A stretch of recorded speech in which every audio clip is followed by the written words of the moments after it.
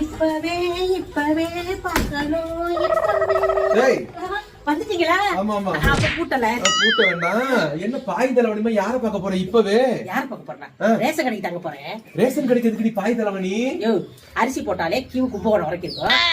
3000 ரூபாய் காசு குடுக்குறாங்கய்யா. கன்னியாகுமரி வரைக்கும் இருந்தாலும் இருக்கும் கியூ. ஆமா ஆமா ஆமா இருக்கும். சரி, இது என்னது? இது புளிசோறு கட்டியிருக்கேன். புளிச்சோரா? பசிக்கும்ல.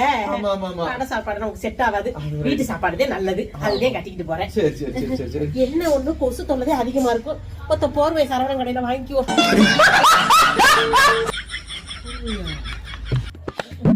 இந்த பாருங்க, கூட்டம் எம்பிட்டு இருக்கோ தெரியல ரேஷன் கடையில. நான் வர முன்ன பின்ன ஆனாலும் பொங்கல் அன்னைக்கு வெறும் வாசல போடாம சின்ன பானையில சிக்கனமா 1.5 படி அரிசியை போட்டு பொங்கலை வச்சுடுங்க. வச்சுப்பட்டு நீக்கிறே தின்றாம என் நினைப்பு எடுத்து கொஞ்சம் டப்பாவில போட்டு அரைச்சு கொடுத்து விட்டுருங்க.